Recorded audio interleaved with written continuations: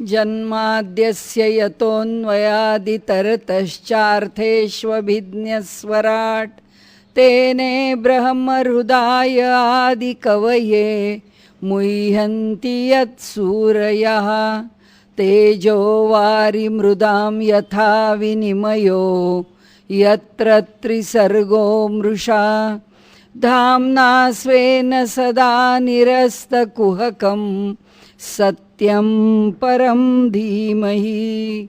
ओम नमो ब्रह्मादिभ्यो ब्रह्मविद्या संप्रदाय कर्तृभ्यो वंश ऋषिभ्यो महद्भ्यो नमो गुरुभ्यः सर्वोपप्लवरहितः प्रज्ञानघनः प्रत्यगर्थो ब्रह्मैवाहमस्मि नारायणं पद्मभवं वसिष्ठं शक्तिञ्च तत्पुत्रपराशरञ्च व्यासं शुकं गौडपदं महान्तं गोविन्दयोगीन्द्रमथास्य शिष्यं श्रीशङ्कराचार्यमथास्य पद्मपादं हस्तामलकं च शिष्यं तं तोटकं वार्तिककारमन्यान् अस्मद्गुरून् सन्ततमानतोऽस्मि।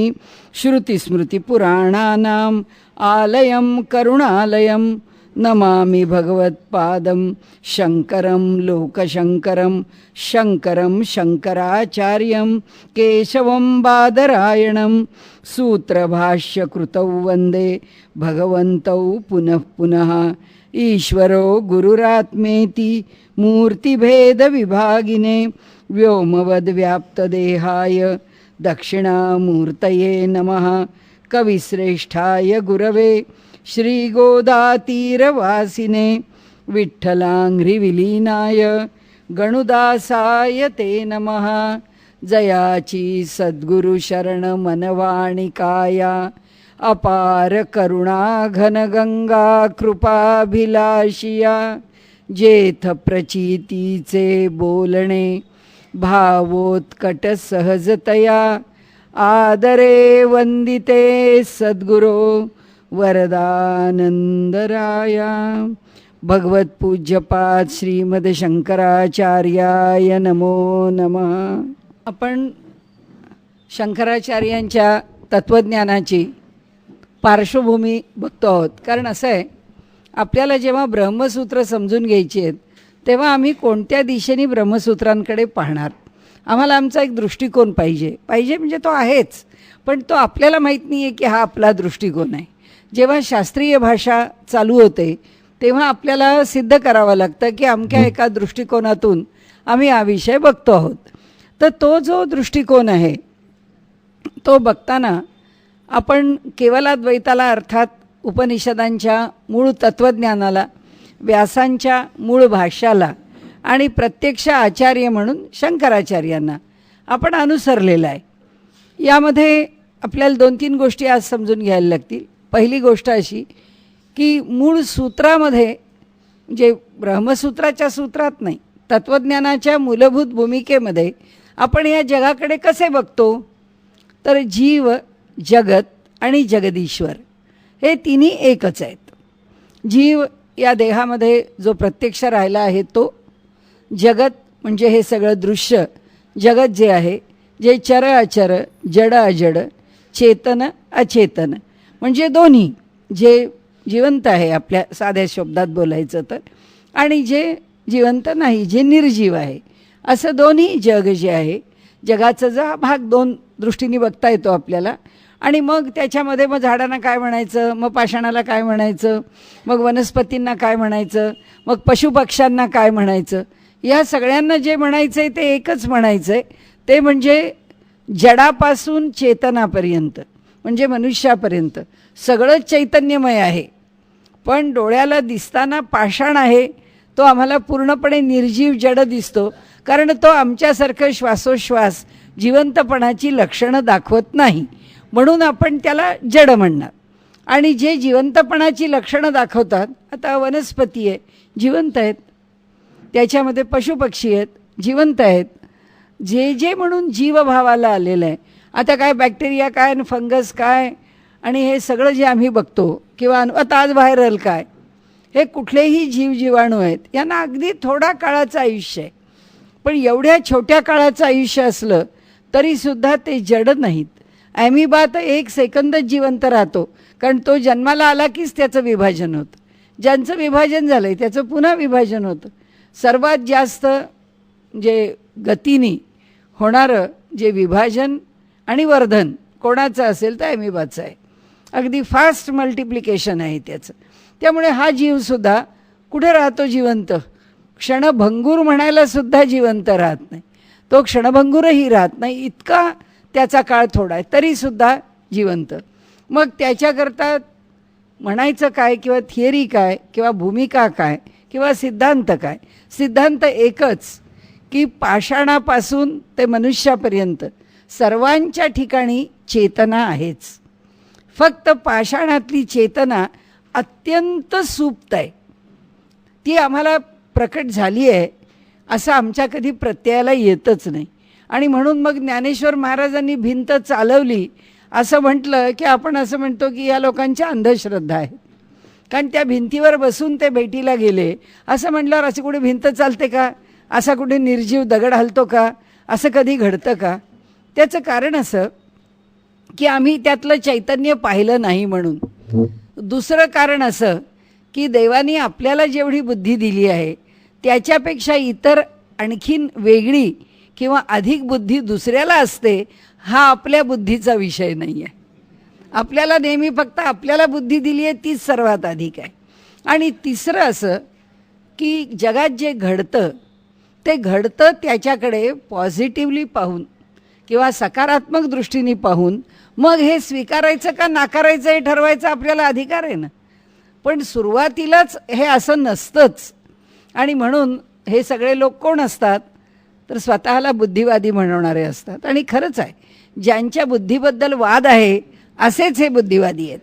आणि त्यामुळे हा सर्व जो विषय आहे हा विषय आपल्याकडून जो बघितला जातो, कसा बघतो आपण? अगदी पाषाणाकडून मानवापर्यंत चैतन्य आहे सगळ्यांमध्ये, इथे अत्यंत सुप्त आहे. आणि जिथे थोडं थोडं थोडं प्रत्ययाला येतं ते चैतन्य हळूहळू त्याचा आविष्कार वाढलेला असतो. याची चांगली चर्चा योग वासिष्ठामध्ये केलेली आहे की हे जे जग आहे या जगाकडे बघताना कसं बघावं, त्याचबरोबर या जगामध्ये त्या चैतन्याचा आविष्कार आमच्या कसा प्रत्ययाला येतो, या सर्व गोष्टींची चर्चा त्यांनी तिथे या तिन्ही प्रकारांनी की अत्यंत सुप्त, मध्यमावस्थेमध्ये प्रकट झालेलं चैतन्य आणि पूर्णावस्थेला आलेलं मानवाचं जीवन. तर असो, याच्यामध्ये आता तत्त्वज्ञानाच्या दृष्टीने विचार करायचा तर पहिल्यांदा 2 गोष्टी, जीव जगत आणि जगदीश्वर हे म्हणताना तत्वतः त्याकरता शब्द आणि ते कशा करता आले म्हटलं तर हे जगत जे आहे हे जगत हे त्रिपुटीनी युक्त आहे. त्रिपुटी म्हणजे काय तर एक बघणारा आहे, नंतर जे बघायचं आहे ती एक वस्तू आहे, आणि बघणाऱ्यांनी बघण्याची वस्तू अनुभवली आहे हा अनुभव आहे. आणि त्यामुळे ह्या जगात सगळा व्यवहार असाच चालतो. आणि त्याला आपण काय म्हणतो, जे द्रष्टा, दृश्य, दर्शन, असं सगळ्या बाबतीमध्ये म्हणजे ज्ञाता, ज्ञेय, ज्ञान, ह्याच पद्धतीने ही त्रिपुटी सांगितली जाते. ह्या त्रिपुटीची मूलभूत भूमिका काय बघायची, द्रष्टा, दृश्य. आणि हे द्रष्टा दृश्य ह्या दोघांच्या एकत्रीकरणानंतर किंवा एकमेकांना भेटल्यानंतर येणारा जो अनुभव आहे तो दर्शन. ते दर्शन कुणामुळे होतं, कारण दर्शन होण्याची प्रक्रिया ज्याच्यामुळे होते तो साक्षी. हे 3 आहेत की त्यांचा विचार करताना आपल्याला पहिल्यांदा दृश्य आणि द्रष्टा, द्रष्टा बघू ज्याचा आपल्याला प्रत्यय येतो किंवा ज्याचा आपल्याला अनुभव येतो. त्या पूर्ण अनुभवाचा जो कर्ता आहे म्हणजे जो सब्जेक्ट आहे इंग्रजीमध्ये बोलताना, की जी व्यक्ती आहे, की जी व्यक्ती अनुभव घेते, ज्याचा अनुभव घ्यायचा आहे त्याला प्रतीती, ती प्रतीती तो अनुभव ज्याचा घ्यायचा आहे ते दृश्य. आणि जो अनुभव प्राप्त होतो तो ज्याच्या साह्याने प्राप्त होतो तो साक्षी. तो साक्षी आमच्या देहामध्ये आम्हाला परमात्म्याने, अजून आपण जीवाकडे गेलो नाही म्हणून तो विषय आपल्याला बोलायचा नाही. आत्ता आपल्याला फक्त द्रष्टा, दृश्य, दर्शन आणि दर्शन ज्याच्यामुळे होतं तो साक्षी. डोळे चांगले आहेत, शरीर चांगलं आहे, सगळं काही शरीरामध्ये यथायोग्य आहे, परंतु त्याचं अहम हे विस्मरणच झालेलं आहे. त्याला त्याची जी जाणीव आहे ती जाणीवच शिल्लक राहिलेली नाही आहे. जेव्हा जाणीव शिल्लकच राहत नाही तेव्हा काय होतं? तेव्हा तो जो साक्षी आहे तो साक्षी कार्यकारी नाही आहे. आणि जेव्हा साक्षी कार्यकारी नाही आहे तेव्हा हे सगळं दिसत असूनसुद्धा त्याच्याकडे नोंद होत नाही. त्या द्रष्ट्याला ते समजत नाही. दृश्य आहे, द्रष्टा आहे, त्याचं दर्शन डोळ्याला झालेलं आहे, पण डोळ्याला झालेलं दर्शन याला कळलं पाहिजे ना की मला हे दिसलेलं आहे. हे मला हे दिसलं आहे हे कळण्याकरता याच्या आतमध्ये एक स्वतंत्र असं चैतन्याचं स्वरूप आहे. ते कोणतं आहे किंवा ते कोणत्या प्रकाराने आमच्या लक्षात येतं किंवा ते काय करतं, काय कार्यकारी किंवा त्याचं स्वरूप काय, तर आमच्याकडे हा जो जीवात्मा म्हणतो आपण, तो जीवात्मा कसा आहे त्याची साधी व्याख्या आहे. जो देहात्मबुद्धीने जगतो तो जीवात्मा आहे. तो जीवात्मा झाला कशामुळे?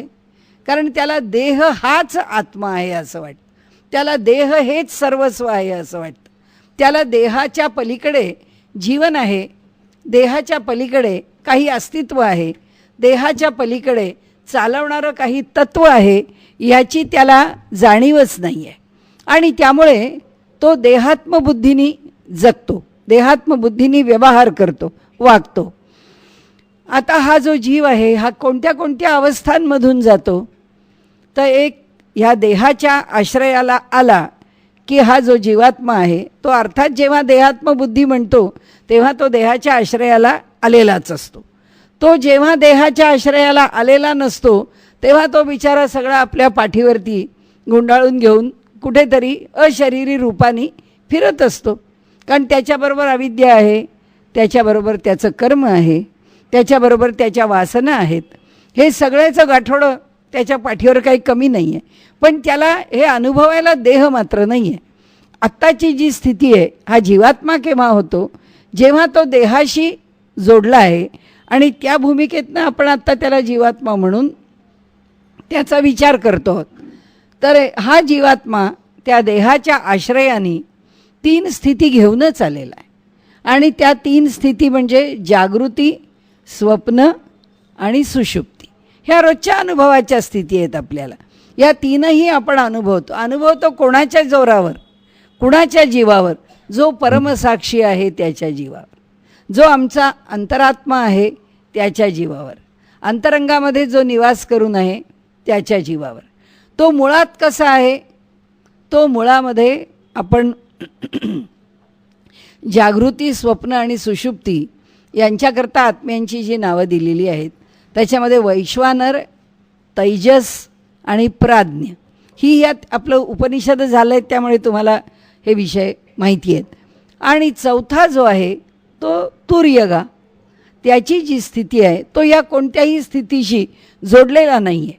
त्यामुळे हा वैश्वानर, हा तैजस आणि हा प्राज्ञ म्हणजे वैश्वानर जागृतीचा साक्षी, तैजस जो आहे तो स्वप्नाच्या स्थितीला निर्माण करणारा आहे आणि प्राज्ञ जो आहे तो अत्यंत गाढ सुषुप्तीची स्थिती अनुभवून देणारा आहे.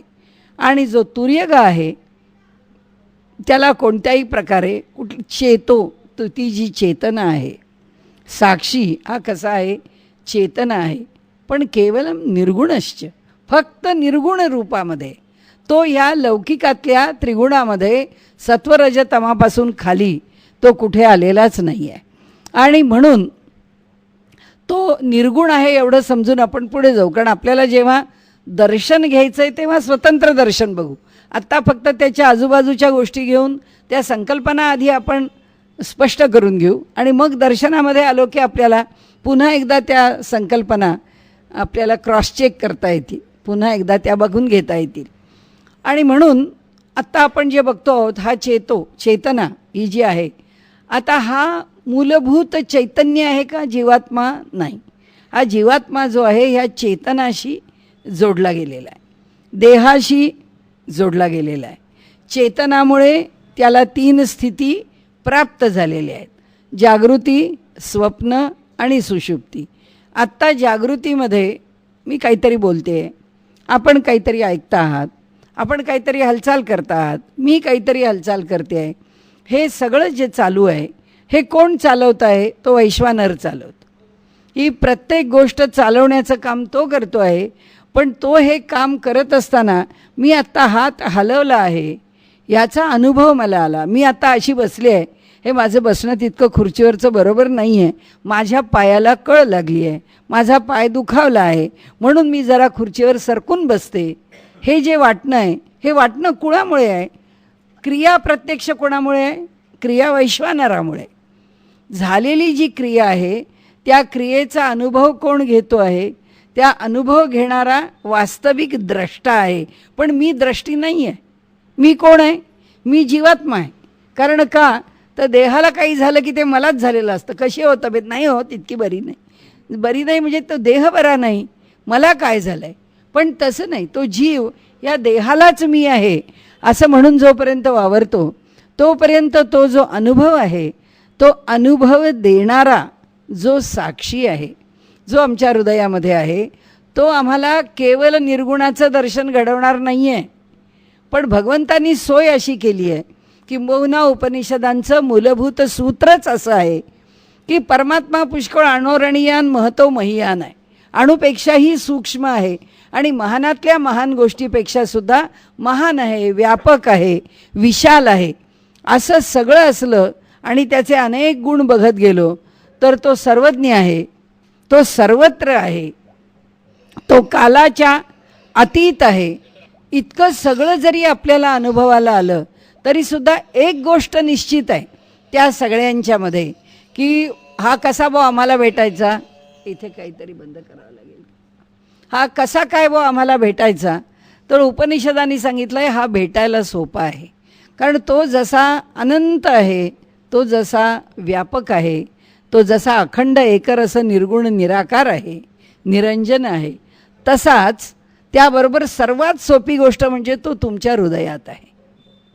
तो आमच्या हृदयात असल्यामुळे तो अनुभवायला सोपा आहे, म्हणून आम्ही अनुभवू शकतो.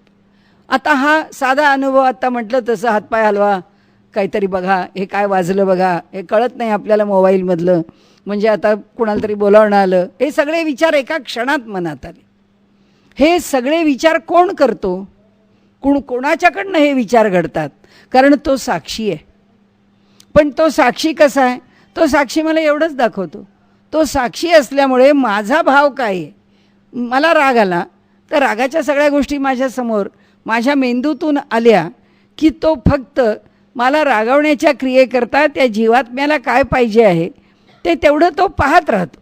तो जीवात्मा लगेच काय घडतं की अरे बापरे, आता हे जर मला नाही बंद करता आलं तर कठीणच आहे हो, आता वरती दाखवायला लागेल का मोबाईल, मग कसं कळेल त्यांना? हे सगळे विचार माझ्या मनात जे येऊन गेले, तो विचार कोण करतो? मनाकडनं. आधी इंद्रिय, डोळे पाहतात, त्यांनी पाहिलं, त्याबरोबर मनाला सांगितलं हे गडबड आहे, आपली बस की बात नाही आहे, हे ज्याला त्याला दाखवलं पाहिजे, आपल्याकडनं घडणार नाही असं म्हटल्यावर त्या मनाचा विचार बुद्धीकडे जातो. बुद्धी म्हणजे एवढं गडबड करायची कारण नाही, थांब ना 2 मिनटं, ते बंदही होईल कदाचित, चालू झालं असेल तर बंद होणार आहे. बुद्धीने निर्णय घेतला, आपण जरा शांत झालो. पण त्या बुद्धीकडे एवढं स्थैर्य नसल्यामुळे 4 वेळा ती पाहत राहते की अरे चालू आहे का बंद आहे, हे काय पुन्हा हैराण करतं का आपल्याला? हे सगळं जे चालू आहे हे करणारं कोण आहे? हे मन बुद्धी हे ठरवतं. ती बुद्धी सगळ्यात जवळ कोणाची आहे? त्या जीवाच्या आहे. तो जीव म्हणतो तुला काय पाहिजे? तुला हे उचलून दाखवायचं आहे का? ठीक आहे, मी लगेच हाताला सांगतो. नाही दाखवायचं का? गप्प बस. तुला जर काही करायचं नसेल तर मी थांबलेलोच आहे, काही करायचं असलं तर मी करून द्यायला तयारच आहे. त्यामुळे तो जीवात्मा एकदम आपल्या बाबतीमध्ये उदासीन आहे. धिंगाणा करणारा कोण आहे? तर धिंगाणा करणारं मन आहे. त्या मनाने जर त्या बुद्धीला आणि बुद्धीने जर मनाला योग्य प्रकाराने ठेवलं नाही तर ते दोघेही आपल्या देहामध्ये गोंधळ घालणार आहेत. जीवात्मा कुठल्याही प्रकाराने त्याला असं वाटतं हे मत तो देत नाही. आणि जे घडतं त्याचा जो अनुभव आहे, जो अनुभव हा जीव घेतो, सुखदुःखात्मक अनुभव घेतो, तो अहंकार जो आमच्या अंतःकरण चतुष्टयातला एक भाग आहे, तो अहंकार अनुभव घेतो. पण तो अहंकार अनुभव घेतो त्यावेळी हा साक्षी बाजूला असतो. हा जो साक्षी आहे तो आमच्यापासून अलग आहे. तो साक्षी कोण आहे? तुर्यगा. तो जागृतीमध्ये वैश्वानराशी जोडला जात नाही, तो सुषुप्तीमध्ये प्राज्ञेशी जोडला जात नाही, तो स्वप्नामध्ये तैजसाशी तो कोणाशीही जोडलेला नाही. तो फक्त लांबून बघत असतो हे काय चाललं आहे. कारण कुणीतरी संदर्भ लागतो, कुणाची तरी प्रतिष्ठा लागते, कुणीतरी एक बाजूला असावं लागतं, जी निरपेक्षता कुठल्याही प्रकारची इन्व्हॉल्वमेंट नसताना जर बाजूला होता आलं तरच अनुभव घेता येतो. आपल्याला खूप भीती वाटली, आपल्याला खूप आनंद झाला, आपल्याला काही सुधारलं नाही, भयंकर घाबरलो आणि पळत सुटलो. आपण त्यावेळी काय करत असतो आपल्याला कळत नाही. कारण त्यावेळी मन आणि बुद्धी हा जो जीवात्मा आहे, तो जीवात्मा कोणत्याही ऑर्डर देण्याकरता कुठल्याही आज्ञा त्या बुद्धीपर्यंत येत नाहीत, त्या मनापर्यंत येत नाहीत. ते मन, बुद्धी, जीवात्मा सगळे एकत्र होऊन त्या आत्म्याच्यामध्ये जाऊन पडतात. त्यांना काही कळत नाही. आणि जेव्हा त्या आत्म्याशीच एकरूप होऊन जातात तेव्हा त्यावेळी काय झालं काही आठवत नाही. हो, काय झालं हे काही आठवत नाही. का आठवत नाही? कारण तो साक्षी राहिला नाही ना, त्याच्यामध्येच जाऊन मिसळला ना. हा जेव्हा त्याच्यात जाऊन मिसळला त्यावेळी अनुभव शून्य आहे. त्यामुळे अनुभव देणारा कोण आहे? तर तो साक्षी आहे. आणि तो साक्षी कोण आहे? तर हा तुर्यगा आत्मा आहे. हा तुर्यगा आत्मा त्याच्या तुर्यगा स्थितीमध्ये आपल्याला साक्षीपणाने व्यवहार तो कशाला त्या तुर्यगा स्थितीत आपल्याला सांगेल? कारण ती स्थिती प्राप्त होऊन त्या स्थितीतून ज्ञान व्हावं असे आपण नाही आहे. आत्ता जे आपण आहोत ते आपण आपल्याच प्रपंचात गुंतलो आहे, आपल्याच त्रासात गुंतलो आहे, आपल्याच सुखदुःखात गुंतलो आहे. आणि त्यामुळे तो जो अंतरात्मा आहे तो आपल्याला दाखवतो. म्हणून उपनिषदांनी म्हटलं ना, द्वासुपर्णा सयुजा सखाया. एकाच झाडावरती दोन पक्षी बसलेले आहेत. एक जो पक्षी आहे तो सारखं झाडाकडे बघतो आहे. आता पानफुटी म्हणजे नवीन सगळा बहार आला झाडाला, सगळे अंकुरित झालं, आता पानं मोठी व्हायला लागली. आता याच्या पुढे हे जे झाड आहे हे झाड आता चांगलं बहाराला येईल, आता फळं येतील ह्याच्यावर. मग ते फळं आली की मी खाईन की त्याला आनंद आहे. आता समजा ते फळ खायला घेतलं, आंबट निघालं, दुःखी झाला, कसलं फळ आहे, अगदी आंबट आहे, काही खावंसं वाटत नाही, टाकून देतो ते फळ. गोड फळ मिळालं, आनंद होतो. हा जो दुसरा पक्षी आहे हा ना फळ खातो, हा ना सुखी होतो ना दुःखी होतो, तो फक्त पाहत असतो याचं काय चाललं आहे. तो हा साक्षी, तो हा अंतरात्मा, तो फक्त पाहतो आहे.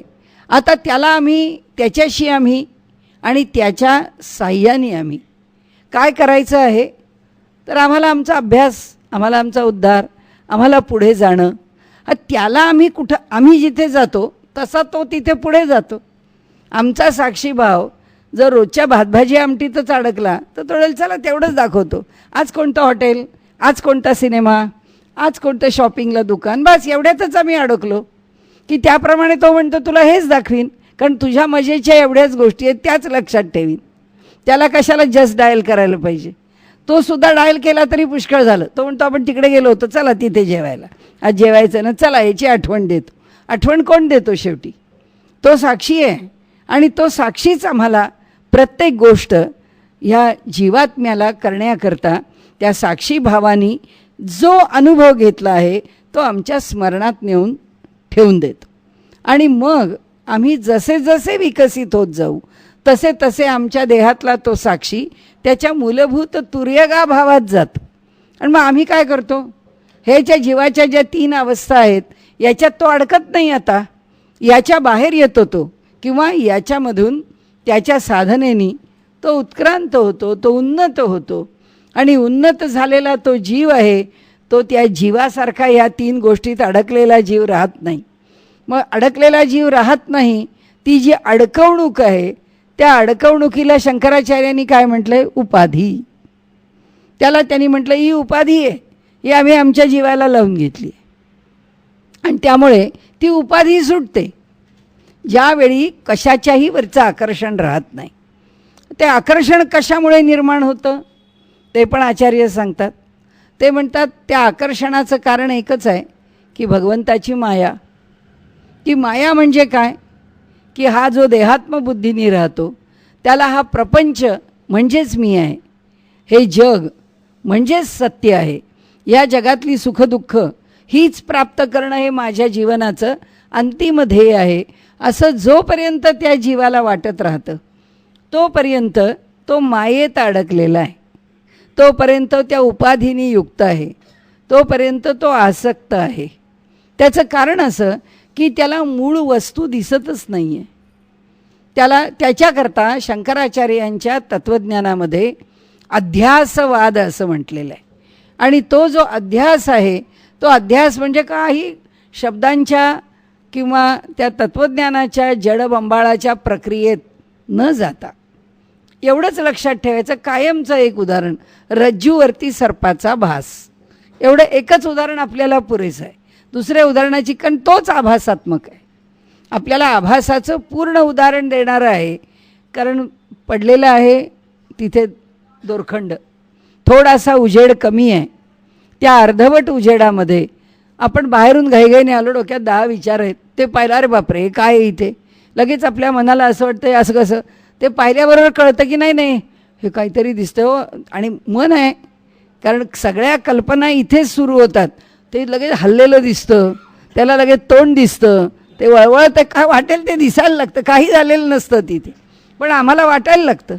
असं वाटायला लागल्याबरोबर घाबरून भीती, त्याचे सगळे जे अनुभव आहे ना, आता हा कोण आहे, हा जीवात्मा, हा द्रष्टा आहे, हा अनुभव घेणार आहे आणि त्याला अनुभव तसाच आला. आता यातल्या जीवाला, त्या जीवात्म्याला काय करावं लागतं का नाही. ती बुद्धी म्हणते मला भीती वाटते, तो म्हणतो ठीक आहे भीती वाटते, चला सांगा मेंदूला की घाबरला आहे. मग त्याच्या शरीराला काय जे घाम आला, कंप आला, हे सगळं शरीराला होतं. कारण का, मेंदूने ते पक्क केलं आहे, बुद्धीने ते पक्क केलं आहे.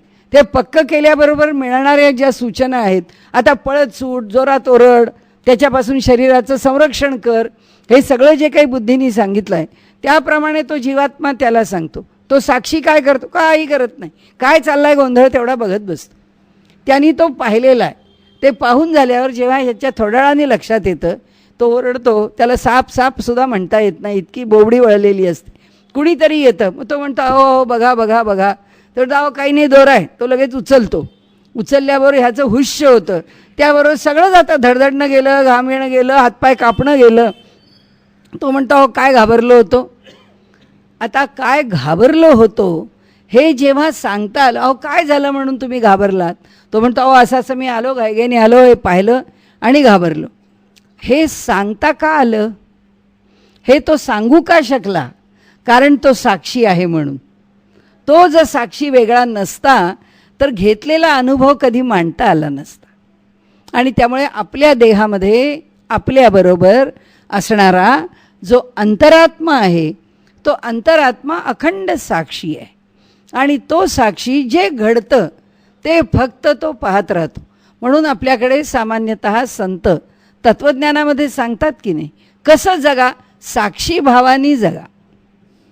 सोप्पा, अगदी सोप्या पद्धतीने आपल्याला उपदेश करतात आणि सांगतात जीवनात साक्षी भावानी जगावं, म्हणजे बघत राहावं आपला देह काय करतोय, आपलं मन काय करतंय, आपलं शरीर काय करतंय, बघत आपण आपल्या ठिकाणी जे अनुसंधान घेतलं आहे, आपण आपल्या ठिकाणी जो विषय पक्का मनाशी धरला आहे की बाबा आपल्याला ज्ञानाने पुढं जायचं आहे, आपल्याला योगाने पुढं जायचं आहे, आपल्याला भक्तीने पुढं जायचं आहे, नाही आपण कर्म करणारे लोक आहोत, आपण कर्माच्या मार्गाने जायचं आहे, आपली काय भूमिका असेल तिथे त्यांनी डटून राहिलं पाहिजे.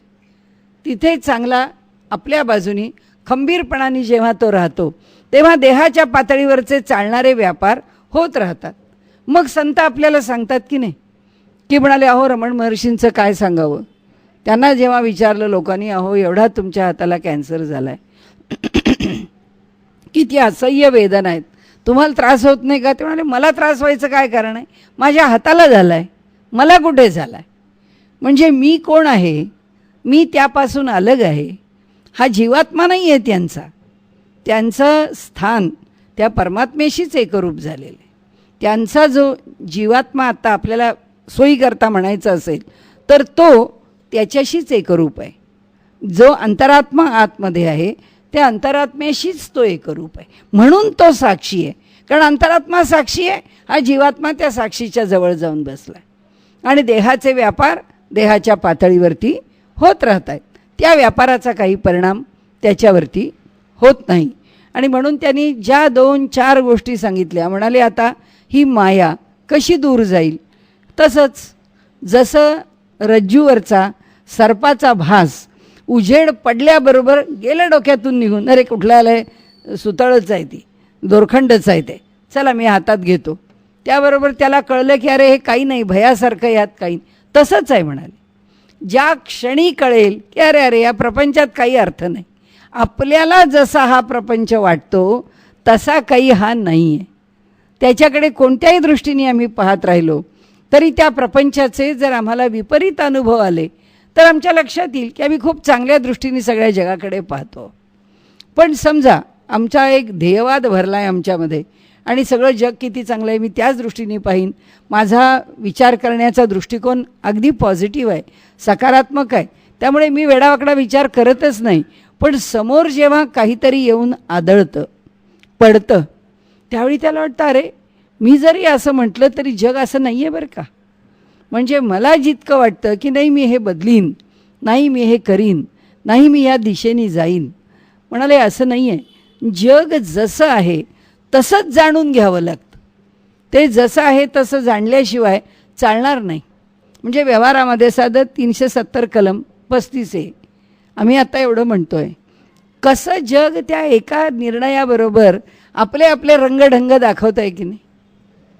तुम्हाला तुमच्या मुद्द्यावर पक्कं राहिलं पाहिजे. तुम्ही जेव्हा ते कलम रद्द करायला निघाला तेव्हाच तुम्ही तुमची पुढची योजना आखलेलीच आहे की असं झालं तर काय, तसं झालं तर काय. पण हे असंच होणार हे लक्षात घेऊनच काम करावं लागतं. म्हणजे जग हे असंच वागणार. हा साधा राजकारणाचा विषय आहे आणि अध्यात्माचा विषय असाच आहे. आम्ही कितीही जगाकडे सकारात्मक दृष्टीने पाहिलं, नाही नाही आपल्या बाबतीत असं होणारच नाही, जग असंच चांगलं राहील. आणि आम्हाला असं वाटतं की तुम्ही म्हणता त्याप्रमाणे कशाला जगाला मिथ्या म्हणायचं, कशाला जगाला असार म्हणायचं, कशाला जगापासून पाठ फिरवायची, काही नाही फिरवायची. या जगात अगदी जग चांगलंच आहे आणि असंच वागायचं आहे.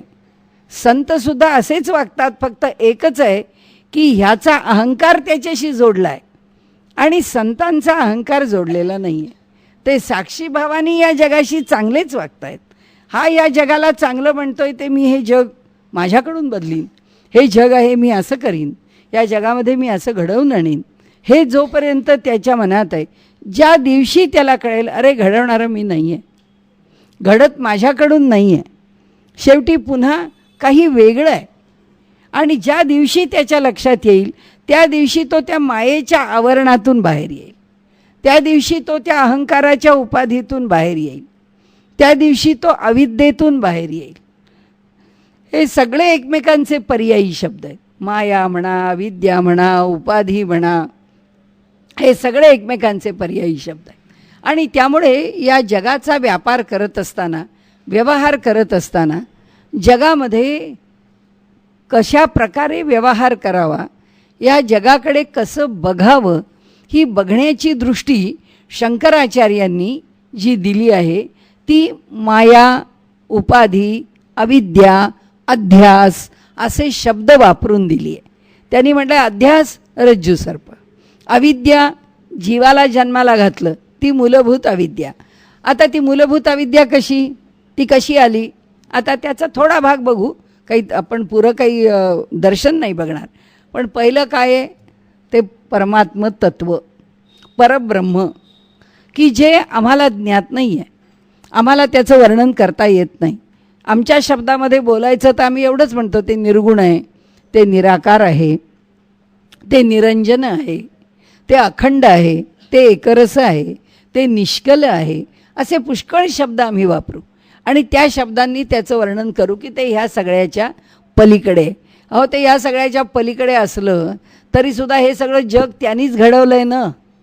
मग ह्या जगात ते कसं आलं, तत्त्वज्ञान समजून घ्यायला ते ह्या जगात कसा परमेश्वरांनी प्रवेश केला. गीतेमध्ये सांगितलं आहे की नाही, ईश्वर सर्वभूतानां हृदयेषु अर्जुन तिष्ठती. भ्रामयन सर्व भूतानी यंत्रारूढानी मायया.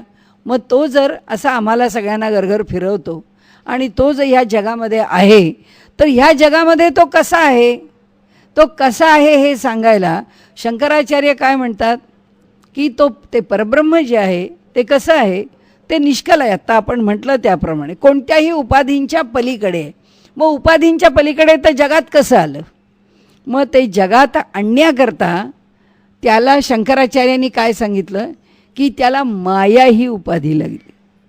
आणि म्हणून ते जे परमात्मा परब्रह्म आहे त्याचा पुढचा टप्पा, एक पायरी ते खाली उतरलं, ती पायरी कशाची आहे? तिथे शबल ब्रह्माची आहे. त्या ब्रह्माला शबल ब्रह्म का म्हटलं?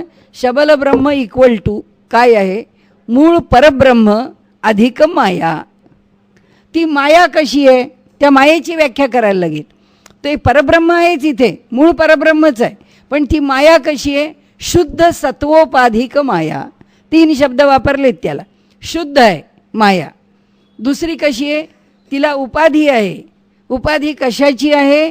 सत्वाची आहे. म्हणजे शुद्ध सत्वाच्या उपाधीनी युक्त असणारी माया जेव्हा परब्रह्माशी एकरूप होते तेव्हा कोण निर्माण होतो? ईश्वर. ज्याला आम्ही ईश्वर म्हणतो तो ह्या जगाचा व्यापार करण्याकरता उभा राहतो. तो अंतरात्मा म्हणून आमच्या हृदयामध्ये येतो.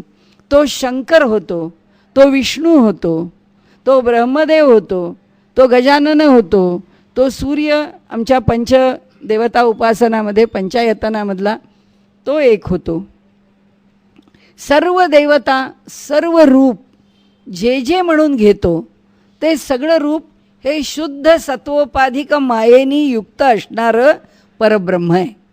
आता इकडे शुद्ध सत्वाच्या उपाधीनी युक्त माया आहे. इकडे कशी आहे?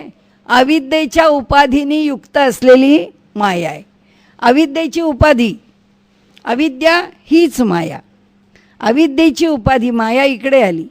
त्या मायेनी काय केलं? परब्रह्माबरोबर एकत्र आली. परब्रह्माबरोबर जेव्हा ती माया जोडली गेली, उपाधी जोडली गेली, तेव्हा जन्माला कोण आलं? जीव. कारण अविद्या नावाची जी गोष्ट आहे त्या गोष्टीनी आम्हाला मूलभूत अज्ञानातच टाकलेलं आहे. आम्ही मूलभूत अज्ञान अविद्येच्या रूपाने घेऊनच आलेले आहोत. आणि त्यामुळे ह्या 2 गोष्टी तत्त्वज्ञानाचा अभ्यास करताना लक्षात ठेवायला लागतील की ईश्वर कोण आणि जीव कोण. हे शंकराचार्य काय म्हणतात? श्लोकार्धेन प्रवक्ष्यामि यदुक्तम ग्रंथ कोटिभिः ब्रह्म सत्यम जगन्मिथ्या जीवो ब्रह्मैव नापराः. जीव आणि ब्रह्म या दोघांच्यात काहीच भेद नाही. कुठे भेद आहे? इथे पण परब्रह्म आहे. ते परब्रह्म शुद्ध सत्वोपाधिक मायेशी जोडलं गेलं, ईश्वर झाला. इथे परब्रह्मच आहे, पण ते कोणाच्या उपाधीशी जोडलं गेलं? मायेच्या.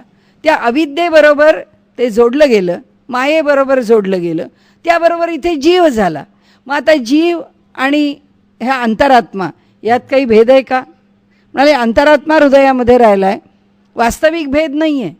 पण तो अंतरात्मा शुद्ध सत्वाची उपाधी घेऊन देहात आला आहे. का देहात आला? का त्याला शुद्ध सत्वाची उपाधी घ्यावी लागली? कारण मूळ परब्रह्म हे निष्क्रिय आणि उदासीन आहे. ते कोणत्याच उद्योगात पडत नाही. त्याला कारणच नाही आहे हालचाल करण्याचं आणि व्यवहार करण्याचं. त्याला जर व्यवहार करायचा आहे तर तो व्यवहार करताना त्याला कोणाशी जोडलं जावं लागेल? कुणाशी तरी, जे कार्यशील आहे त्याच्याशी. आपण पहिल्या दिवशी जे बघितलं त्याप्रमाणे की ती जी शक्ती आहे त्या शक्तीबरोबर चैतन्याला जोडल्याशिवाय व्यवहारच होऊ शकत नाही. तो नुसता कसा काय करणार आहे? तो उदासीन आहे. त्या उदासीनाला ही माया म्हणजे शक्तीचा आश्रय घ्यावा लागतो. आणि म्हणून पुरुष आणि प्रकृती हे 2 शब्द आले. पुरुष म्हणजे चेतन आणि प्रकृती म्हणजे शक्ती. आणि त्यामुळे तिथे या दोघांच्या बरोबर इकडेही तसंच आहे. इकडेही जीवात्म्याच्याकडे अविद्या आली. त्या अविद्येने त्याला सगळंच दिलं. त्या चैतन्याबरोबर ते जोडलं गेलं आणि ते दोन्ही एकरूप. आता एवढाच विषय आपल्याला आजला पुरे की ते काय एकूण तत्त्वज्ञानाचा विषय. आता आम्हाला जाणायचं आहे कोणाला यातल्या? आम्हाला या अद्वैताच्या तत्त्वज्ञानामधून जाणायला जायचं आहे त्या परब्रह्माला. आम्हाला कुठे ती शुद्ध सत्वपादिक मायान बियाणे आम्हाला काही नकोच आहे. या जीवात्म्याचं जीव पण आम्हाला जाणून घ्यायची गरजच नाही आहे, कारण आम्हाला जायचं आहे तिकडे. आम्हाला ब्रह्माचं ज्ञान करून घ्यायचं, कारण आमची इच्छा काय आहे? अथातो ब्रह्म जिज्ञासा. आमचं पहिलं सूत्रच आहे की आम्हाला आता ब्रह्माची जिज्ञासा करायची आहे. म्हणून आता त्या ब्रह्म कोणत्या ब्रह्माची करायची आहे जिज्ञासा? ईश्वराची करायची आहे का त्या परब्रह्माची करायची आहे? ज्याची कोणाची करून त्या परब्रह्मापर्यंत पोचायचं आहे त्याची प्रक्रिया काय, त्याचा मार्ग काय, त्याची पद्धती काय, हे सगळं आपल्याला पाहायचं आहे. त्याच्याकरता व्यवहारामध्ये हे अद्वैताचं तत्त्वज्ञान, अद्वैत आपल्याला काय सांगतं? जीव आणि ब्रह्म यात काही अंतर नाही, एक परमेश्वर या संबंध जगात भरून राहिलेला आहे. त्यामुळे दुसरा भेद काही शिल्लकच राहत नाही. सर्व काही स्वरूप एक परमेश्वरमय आहे. केवळ परमेश्वर हेच त्याचं स्वरूप आहे. आता ठीक आहे, जर एक परमेश्वरच सर्व दूर असेल तर आमचा व्यवहार कसा व्हायचा? हे सगळे जे जीव आहेत, या सगळ्या जीवांच्या बरोबर कुणी स्वामी आहे, कुणी सेवक आहे, कुणी डॉक्टर आहे, कुणी पेशंट आहे. प्रत्येकाचा कुणाशी येणारा जो संदर्भ आहे तो काही एक परमात्मा म्हणून संदर्भ नाही आहे. व्यवहाराच्या पातळीवरचे संदर्भ वेगळे आहेत. म्हणून हे जर अद्वैत आम्ही आमच्या मनात धरलं तर या अद्वैतामध्ये व्यवहारच होऊ शकत नाही. म्हणून आपण पहिल्या दिवशी जे म्हटलं तसं भावाद्वैतम सदा कुर्यात क्रियाद्वैतम न करहचित अद्वैतम त्रिषु लोकेषु नाद्वैतम गुरुणासह. गुरुच्या सहित अद्वैत होत नाही. त्रिलोकाशी अद्वैत झालं तरीसुद्धा गुरु गुरु आहे, शिष्य शिष्य आहे. ही भूमिका कायम राहते. क्रियेच्या पातळीवरती अद्वैत कधीच होत नाही. भावाद्वैतम सदा कुर्यात.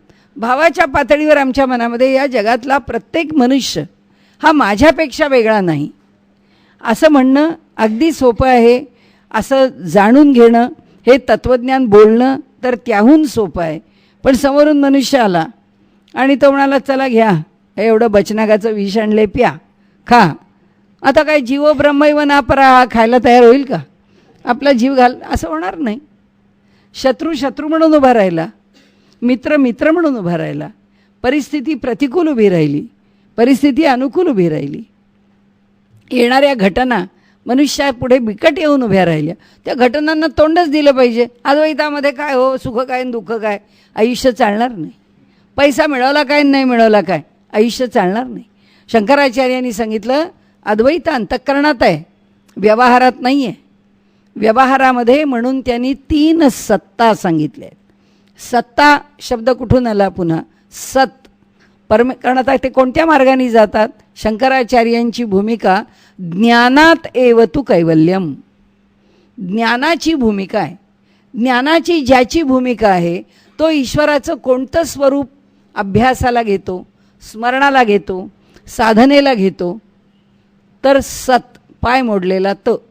सत म्हणजे असणं, बीइंग, कायम, जे केवळ आहे. आहे हीच ज्याची स्थिती आहे. ह्याच्यापेक्षा मला जास्त नकोच आहे.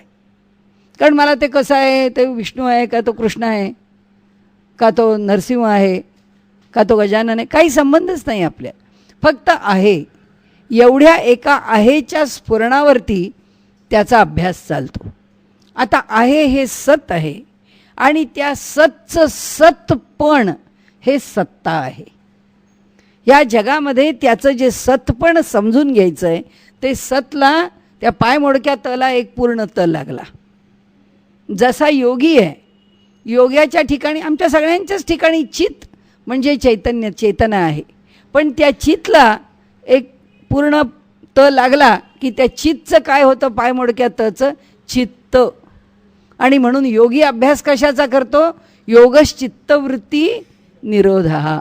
तिथे चित्त होतं. त्या चित्त, त्या चैतन्याचं चैतन्यपण जे आहे, चैतन्यत्व जे आहे ते आता कोणत्या स्थितीला आलं आहे? ते कशातून प्रकट होतं आहे? देहातलं चैतन्य काय असंच आम्हाला प्रकट होऊन काही सांगतं का? हाय हॅलो करतं का? जसं त्या अलीकडच्या मोबाईलमध्ये कॅन आय हेल्प यू, की त्यांनी हेल्प म्हटलं की आपण बोलत राहायचं की तो आपल्याला उत्तरं देतो. असं काय आपण आपल्या हृदयात संवाद करू शकतो का? की बाबा ए चित्ता किंवा आमच्या जीवात्म्या मला हे असं पाहिजे, की तो हो हो तू असं कर.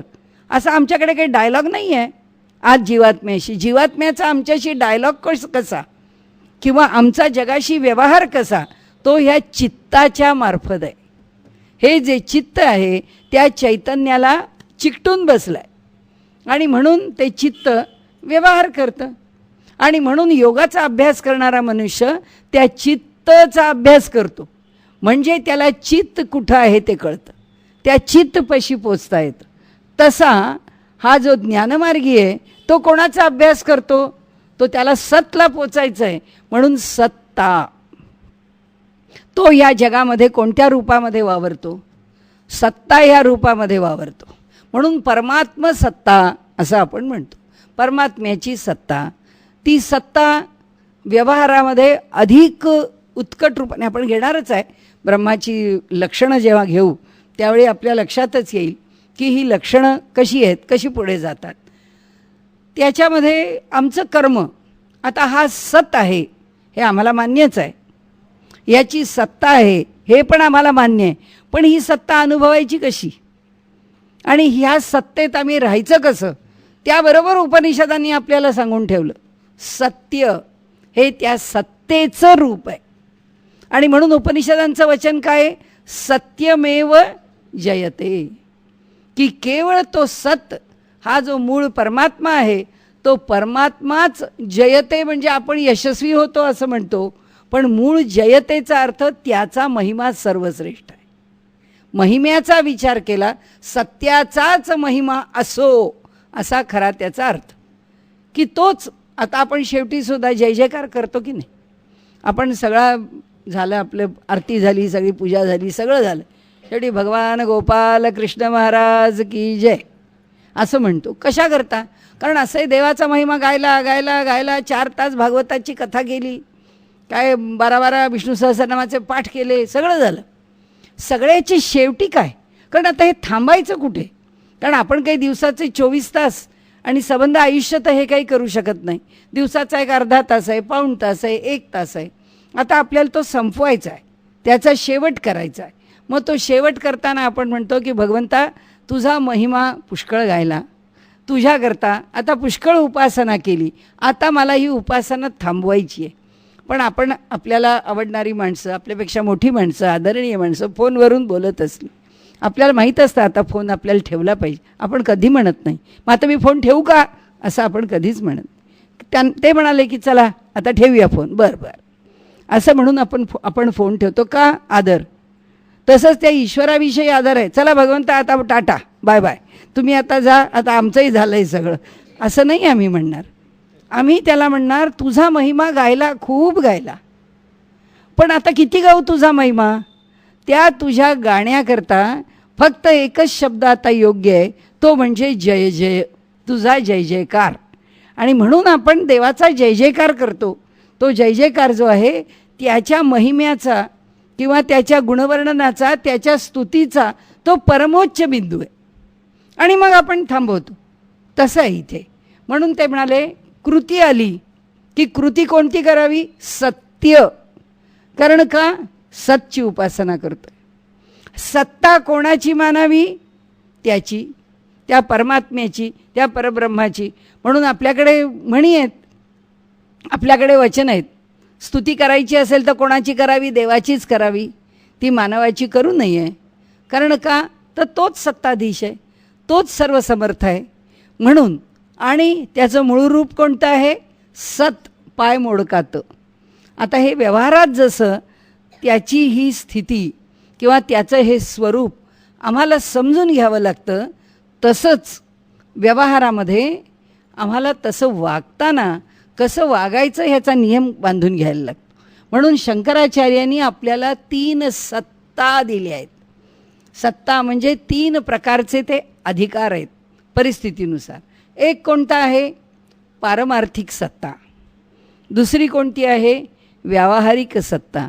तिसरी कोणती आहे, प्रातिभासिक सत्ता. या जगामधला सर्व व्यवहार, या जगामधला सर्व विचार, ह्या जगातलं आमचं सगळं वर्तन किंवा आमचे भावभावनांचे खेळ, आमच्या चित्तवृत्तींचे तरंग हे सगळे कशात येतात? या 3 प्रकारात येतात. त्या वृत्ती आम्हाला ह्याच्यात बसवता आल्या पाहिजेत. पारमार्थिक सत्ता काय आहे? आपल्या व्यवहारातल्या उदाहरणांनी माझ्या सद्गुरूंनी खूप छान उदाहरणं दिलेली आहेत त्याच्याकरता. त्यांनी सांगितलं, समजा कार्बन आहे. कार्बन ही त्या मूलद्रव्याची पारमार्थिक सत्ता आहे, कारण त्याचं कार्बन असणं ते पारमार्थिक सत्तेचा भाग आहे. आता त्या कार्बनची व्यावहारिक रूपं काय आहेत? त्याच कार्बनचा कोळसा आहे आणि त्याच कार्बनचा हिरा आहे. ही त्याची व्यावहारिक सत्ता आहे. हिऱ्याच्या व्यापाराच्या घरामध्ये भात शिजवायचा तर शेगडीत काही हिरे टाकले जात नाहीत, त्याच्याही घरामध्ये कोळसाच टाकला जातो. आणि म्हणाले, त्यांनी उदाहरण छान दिलं आहे. ते म्हणाले, केमिस्ट्रीसारख्या विषयात PhD झालेली मुलगी कानामध्ये काही हिऱ्याच्या कुड्या घालण्याऐवजी कोळशाच्या कुड्या घालत नाही. तिला जर लोकांनी सांगितलं, गो काय कार्बन एकच ना, दोन्ही कार्बनच आहे, मग कुडी हिऱ्याची कशाला पाहिजे, घाल की कार्बनची कोळशाच्या कुड्या. ती म्हणेल, जाऊ द्या, माझी डिग्री परत घेतली तरी चालेल, मला कुड्या मात्र हिऱ्याच्याच पाहिजेत. ही व्यावहारिक सत्ता आहे. व्यावहारिक सत्ता याचा अर्थ ज्या गोष्टीची गरज जिथे आहे, जशी आहे तशीच ती गोष्ट वापरली जाईल. व्यवहारामध्ये व्यावहारिक सत्तेवरती अद्वैताचा अभ्यास करणाऱ्यांनी सुद्धा राहायचं आहे. अद्वैताचा अभ्यास करणारा म्हणजे तो सबगोलंकार व्यवहार नाही आहे की सगळीच मनमानी, केव्हाही हे सगळं एकच आहे, हे सगळं एकच आहे. म्हणून जसं शंकराचार्यांचं ते उदाहरण देतात ना, तो हत्ती येतो समोरून आणि ते बाजूला होतात, तर ते म्हणाले, काय हो, हा मिथ्यावाद, हा हत्ती तर मिथ्या आहे. ते म्हणाले, पलायनमपि मिथ्या, मी पळून गेलो ते स्व मिथ्याच नाही का, जर हत्ती मिथ्याच. हे असे गोंधळ नाही म्हणाले करायचे, हे शाब्दिक खेळ म्हणाले नाही करायचे. त्यामुळे पारमार्थिक सत्तेमध्ये कार्बन आहे, पारमार्थिक सत्तेमध्ये लोखंड आहे, पारमार्थिक सत्तेमध्ये जी गोष्ट आपण घेत राहू, गहू आहे, काही घ्या, धान्य घ्या. आता हे कार्बन आहे, आता त्याची प्रातिभासिक सत्तेत आम्ही जगतो. संत आम्हाला ही तुमची प्रातिभासिक सत्ता आहे असं म्हणत नाहीत, पण संत म्हणतात, तुम्ही अगदी डोक्याच्या वरनं पाणी वाहताय, तुम्ही मायेत बुडलेले आहात. का बुडलेले असो? साध्या व्यवहारापासून. माझे सद्गुरू पुढे म्हणतात, ते म्हणाले, प्रातिभासिक सत्तेमध्ये काय होतं? हिऱ्याचा व्यापारी त्याच्याकडे जायचं किंवा त्यांनी आपल्या घरी यायचं म्हणजे त्याच्या आगत स्वागताची कोण तयारी? आणि म्हणाले, ज्याच्याकडनं कोळशाची वखार आहे, घरात कोळसा घेतो, तो दारात आला, होय आमचं बिल द्यायचं राहिलं आहे, उद्या या, आज आम्हाला वेळ नाही, त्याला कोण विचारतो? दोघंही कार्बनच विकतायत म्हणाले. पण प्रातिभासिक सत्तेमध्ये कोळशाच्या वखारवाल्याला आम्ही सन्मान देत नाही, हिऱ्याच्या व्यापाऱ्याला सन्मान देतो. प्रातिभासिक सत्ता आहे. ज्या दुकानात गेल्यानंतर व्यापारी, काय बाईसाहेब आला नाहीत किती दिवसात, असं कसं, इतके चांगले चांगले कपडे आमच्याकडे आले, प्रत्येक वेळी आम्ही तुम्हाला फोन केला, तुम्ही आला नाहीत, असं तुमच्यासारखे लोक नाही आले, तुमच्यासारखे गुढग्राहक लोक आमच्याकडे येऊन जर घेऊन नाही गेले, तर ह्या सगळ्याची काय मजा आहे? तुम्ही आलंच झालं, आम्ही 1 साडी घ्यायची तर 4 साड्या घेऊ, एवढे तरी सन्मान केला, झालं. प्रातिभासिक सत्ता आहे. म्हणाले, प्रातिभासिक सत्तेमध्ये मनुष्य असा व्यवहार. तसंच उदाहरण आपण जर लोखंडाचं घेतलं, व्यवहार आहे, पायामध्ये आपल्या चपलेचा अंगठा तुटला, आता सगळं आजच्या काळामध्ये सगळं डिस्कार्ड करण्याचं जग आहे, म्हणजे अंगठा तुटल्यावर चप्पल दुरुस्त करायची असते, हे आता पुढच्या पिढीला कळणार सुद्धा नाही, कारण सगळं थ्रो अवे, चला वापरायचं टाकून द्या, चला दुसरी चप्पल आणून मोकळे व्हा. पण म्हणजे जर चपलेला खिळा चूक मारायची आहे तर तिथे मोठा स्क्रू आणला तर काही उपयोग आहे त्याचा? म्हणाले, चपलेला चूकच पाहिजे. घरामध्ये जर खुरप्यानी खुरपायचं आहे तर तिथे वेळा नाही तर खुरपाच पाहिजे. जर जमीन खणायची असेल तर त्याला खणण्याकरता कुऱ्हाडच पाहिजे. लोखंडच आहे, पण व्यावहारिक पातळीवरती त्या लोखंडाचे अनेक प्रकार आहेत आणि त्या लोखंडापासून निर्माण केलेल्या अनेक वस्तू ज्या ज्या कामाकरता उपयुक्त आहे त्याच कामाकरता येतात. ते म्हणतात, आमचं अद्वैत असलं तरीसुद्धा व्यवहार असाच करावा लागतो. म्हणाले, एक लोखंडाचं काही मोठं साधन अवाढव्य घेऊन आला आणि सामान्य काम करण्याकरता, अहो अद्वैत आहे, अद्वैतात काय लोखंड सगळं सारखंच आहे, चुका काय, किंवा हे मी आणलेलं मोठी घागर काय, किंवा मी आणलेलं एक मोठं लोखंडाचं मशीन काय, सगळं सारखं नाही. म्हणाले, असं होत नाही. शंकराचार्य म्हणाले, अद्वैताचा गोंधळ व्यावहारिक सत्तेमध्ये घालू नका. व्यावहारिक सत्तेमध्ये ज्या वस्तूचा जो उपयोग आहे जसा आहे तो तसाच करायचा आहे. आणि प्रातिभासिक सत्ता टाळा. म्हणजे किर्लोस्कर ऑइल इंजिन, की किर्लोस्करांना आमच्या दृष्टीने मोठे इंडस्ट्रियलिस्ट म्हणून मान आहे, आणि आमचा साधा आपला आयरणीवर ठाकठोक करून आम्हाला शेतीचे लागणारी अवजारं तयार करून देतो, तो आमच्या दृष्टीने काही कामाचा नाही आहे. त्याची काही फारशी किंमत नाही आहे. समाजामध्ये मनुष्य प्रातिभासिक, याचा अर्थ हा आभास आहे. म्हणजे आभासात्मक हे जग काय आहे? आभासच आहे. जे जसं आहे तसं आहे का? त्याला मूळ काही अस्तित्व आहे का? मला जर असं वाटलं की कालचा दिवस चांगला होता, चला 1-2 दिवसांनी जरा वेळ मिळाला तर आपण पुन्हा एकदा कालचा दिवस अनुभवूया, कधी शक्य आहे का? गेला तो गेला, कारण तो कालचा आभास होता, आजचा आभास नाही आहे. आज जग याच पद्धतीने आभासाला भास आहे. त्यांनी शब्दच कसा वापरला आहे बघा, आभास. या प्रकाशाच्या पार्श्वभूमीवरती निर्माण होणारं चित्र आहे. आम्हाला त्याच्या पार्श्वभूमीवर मिळतं आहे की आम्हाला ते दिसतं आहे. आत्ता हे असं दिसलं आहे, 50 वर्षानंतर मला हे असं बघायचं आहे. त्याने लावा बाई तुम्ही असाल का? 50 वर्षानंतर तुम्ही असणारच नाही आहे. हा आभास संपलेलाच असणार आहे. आणि त्यामुळे हा प्रतिभेचा प्रातिभासिक आम्ही आमच्या मनाने उत्पन्न केलेला आभास आहे. शंकराचार्य म्हणतात हा पूर्ण सोडून द्या, याला जीवनात स्थानच देऊ नका. व्यावहारिक सत्तेमध्ये राहा. गरज कशाची आहे? आत्ता डॉक्टरांनी जर सांगितलं आहे की सकाळी हा काढा घेतला पाहिजे, अति कडू आहे, घाण आहे, नको वाटतं, सगळे आपल्या खाण्यापिण्याची मजा घ्या. व्यावहारिक सत्ता, देह टिकवायचा आहे आपल्याला, घेतलंच पाहिजे, खाल्लंच पाहिजे. व्यायामाचा कंटाळा येतो, सकाळी लवकर उठायला नको वाटतं, आता केलाच पाहिजे. कारण सकाळ हातातनं गेली की व्यायाम हातातनं गेला, कारण पुन्हा दिवस मिळतच नाही आपल्याला, संपलं. म्हणजे ह्या प्रत्येक गोष्टीमध्ये व्यवहारात व्यवहार जसा केला पाहिजे तसाच करा. आणि आम्हाला शंकराचार्य म्हणतात अंतरंगामध्ये मात्र हे एका परमेश्वराशिवाय दुसरं काही नाही बरं, एवढंच लक्षात ठेवा. म्हणाले अंतरंगामध्ये एकच परमात्मा आहे, हे सगळं दिसतं आहे ते वेगळं वेगळं आहे, पण या जगात व्यवहार करायचा आहे. भगवंतांनी आभासात्मक जीवन दिलेलंच आहे. हे जीवनच असं आहे की जे असंच जगायला दिलं आहे, त्यांनी जसं दिलं आहे तसंच जगायला पाहिजे. त्याच्यामध्ये तुमच्या बुद्धीने आणखीन एक काहीतरी निर्माण करू नका. म्हणून ते म्हणतात आमच्या बुद्धीने ती प्रातिभासिक सत्ता मात्र तुम्ही निर्माण करू नका, व्यावहारिक सत्तेत राहा. हा एक विषय शंकराचार्यांच्या तत्त्वज्ञानाचा मोठा आहे. आणि एक छोटा विषय सांगून आजचा विषय आपण संपवू. तो म्हणजे असा की या जगामध्ये उपासना करताना, देहाची शुद्धी करताना, मनाची शुद्धी करताना आपल्याला काय आवश्यक आहे आणि कोणत्या पातळीवर ती शुद्धी होत जाते, ती कशी होत जाते, याकरता तैत्तिरीय उपनिषदामधला पंचकोशांचा विचार शंकराचार्यांनी साधनेमध्ये घेतला आहे. आणि म्हणून ते आपल्याला सांगतात. आणि तो पंचकोशांचा विचार कसा मांडला आहे तैत्तिरीय उपनिषदामध्ये, कदाचित आपलं अजून तैत्तिरीय उपनिषद झालं नसेल, परंतु त्यामध्ये एक पक्षाचं रूपक घेतलं आहे.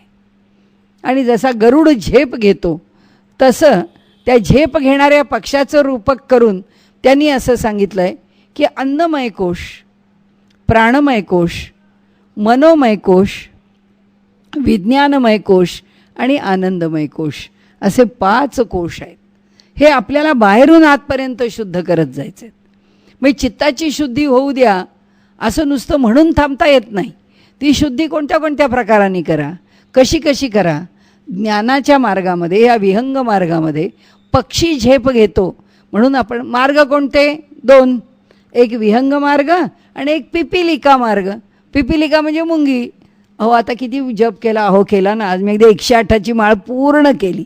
नाहीतर रोज मला जमेल तसं आपले काही का असे ना, मी 4 वेळा तरी देवाचा जप करते. नाही जप झाला तर नमस्कार करताना तरी नाव घेते.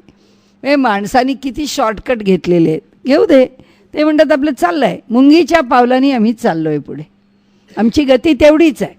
आणि म्हणून पिपिलिका मार्ग एक आहे आणि एक मार्ग आहे तो विहंग मार्ग आहे. म्हणजे झपकन पक्षी एका झाडावरून दुसऱ्या झाडावरती झुपकन जाऊन बसतो. त्याला काहीच वेळ लागत नाही. शंकराचार्य म्हणतात आमचा ज्ञानाचा मार्ग असा आहे.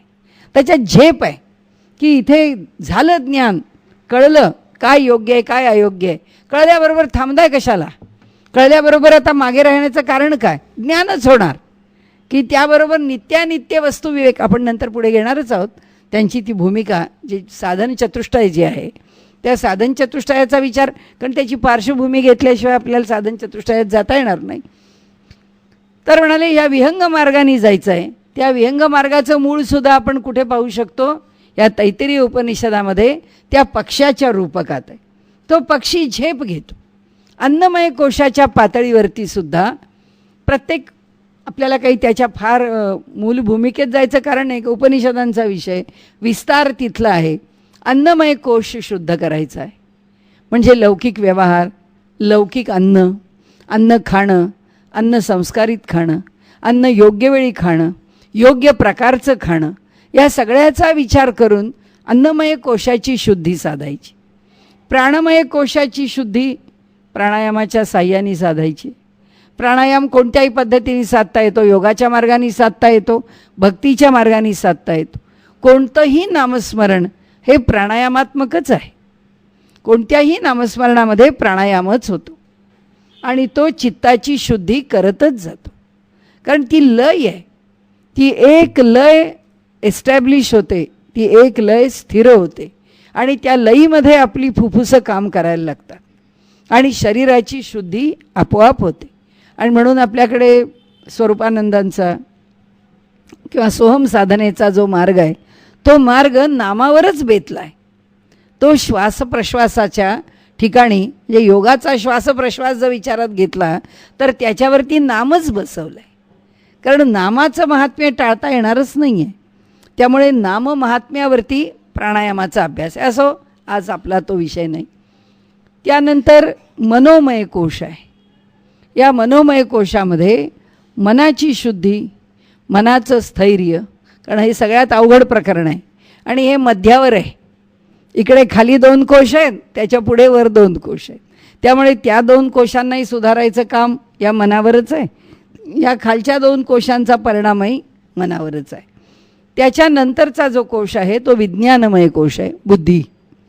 तिचा संबंध बुद्धीशी आहे आणि त्याचा संबंध अधिकाधिक श्रद्धेशी आहे.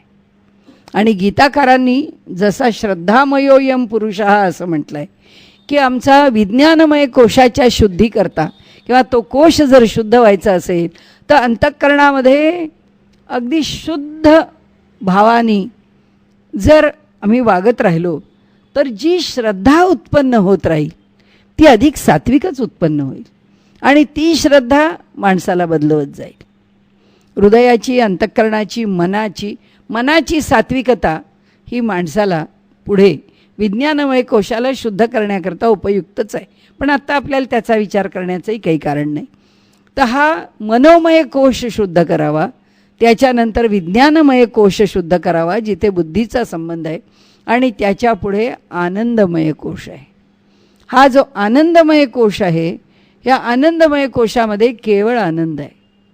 आत्ता आपल्याला व्यवहारामध्ये साधारणपणे तत्त्वज्ञानाचा उपदेश करताना अनेक महंत सांगतात एक पॉझिटिव्हिटी की जी दुसरी विचार करतच नाही, दुसऱ्या प्रकाराने जीवनाकडे पाहतच नाही, प्रत्येक गोष्ट पॉझिटिव्हली घ्या. आणि भगवंतांनी सांगितलं आहे गीतेमध्ये त्याप्रमाणे प्रसादस्तु प्रसन्नता. ते म्हणाले भगवंताची कृपा काही असेल आपल्यावर तर आता मी एवढं साधन करते याचं काही मला फळ मिळालं का, हे सगळं मनात विचार करायचं काही कारण नाही आहे. आपण किती प्रसन्न आहोत, आपल्या मनात खटखट खुटखुट काहीतरी वेडे वाकडे चांगले वाईट विचार किती येतात. असे जर येत असले तर आपल्यावरती आपण केलेल्या साधनेचा उपयोग अजून होत नाही. आपल्या मनात सरळ स्वच्छ चांगलेच विचार आले पाहिजेत. जेव्हा असे विचार येतील असे आम्ही वागू, त्याकडे विचार आले की त्या भूमिकेचा मागोवा घेतलाच जातो. आणि म्हणून त्यांनी सांगितलं आहे तिथे फक्त आनंद आहे. त्याचा उजवाही पंख आनंद आहे, त्याचा डावाही पंख आनंद आहे, त्याचं सगळं शरीरही प्रमोद आहे, त्याचं मस्तकही आनंद आहे आणि त्याची प्रतिष्ठा ही ब्रह्म आहे.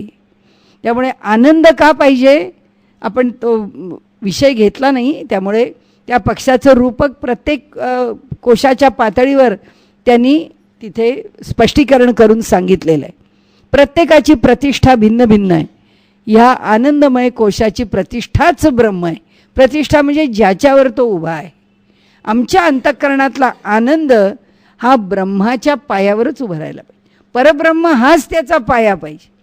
आणि म्हणाले तोच पाया असल्यामुळे कशाची उपासना होते? सच्चित आनंद.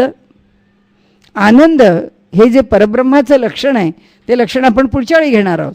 परब्रह्माची व्याख्या आणि त्याची लक्षणं. तर हे आनंद हा जो अनुभवण्याचा विषय आहे त्यांनी सांगितलं सगळंच आनंद आहे. तुकाराम महाराजांच्या वचनांनी आपण आज थांबू. आनंदाचे डोही आनंद तरंग, आनंदाची अंग आनंदाचे. तुकाराम महाराज म्हणतात त्यामुळे दुसरं काही शिल्लक राहत नाही. त्याची प्रतिष्ठा ब्रह्म असल्यामुळे जितके आनंदाचे कल्लोळ वाढतील तितकं परब्रह्माच्या मनुष्य जवळ जाईल. पण आनंदमय कोश म्हणजे परब्रह्म नाही. त्यांनी त्याच्या पुढे आहे तदेव ब्रह्मत्वम विद्धी नेदम यदिदम उपासते. त्याच्यापर्यंत पोचता येतच नाही. ते त्याच्या पलीकडेच आहे. त्याच्याशी एकरूपच व्हायचं आहे. आणि त्यामुळे तत्त्वज्ञानाची जी भूमिका आहे हे सगळी त्याची भूमिका आहे. आपल्याला जेव्हा ब्रह्मसूत्र समजून घ्यायचं त्यावेळी आपल्याला हे म्हणजे काय, ते म्हणजे काय, हे असं का म्हणतात, याला द्रष्टा का म्हणतात, याला दृश्य का म्हणतात, याला जीवात्मा का म्हणतात, याला साक्षी का म्हणतात, ही माया माया का ठरते, त्या मायेचं स्वरूप काय आहे, ईश्वर मायेशी कसा जोडला जातो. सगळ्यांचा एक साधारणपणे गोंधळात पाडणारा तत्त्वज्ञानाचा अभ्यास करताना विषय असा आहे की परमात्मा, जीवात्मा आणि परब्रह्म याच्यातला फरक काही कळत नाही. कोणाला परब्रह्म म्हणायचं, कोणाला अंतरात्मा म्हणायचं, कोणाला जीवात्मा म्हणायचं, अशा ह्या ज्या संदिग्ध करणाऱ्या किंवा आम्हाला दुग्ध्यात टाकणाऱ्या गोष्टी आहेत त्या थोड्या पहिल्यांदा बघितल्या. अर्थात त्याचा आपल्याला समर्थांनी म्हटलं आहे तसं वाचिलेची वाचावे, विवरिलेची विवरावे. पुन्हा पुन्हा पुन्हा पुन्हा तत्त्वज्ञान असं आहे की ऐकलं की सगळं कळतं, वाचलं की सगळं कळतं आणि 5व्या मिनिटाला सगळं विसरतं. त्यामुळे अभ्यासाशिवाय सपाट अगदी सपाट. भगवत पूज्यपाद शंकराचार्य भगवान की जय.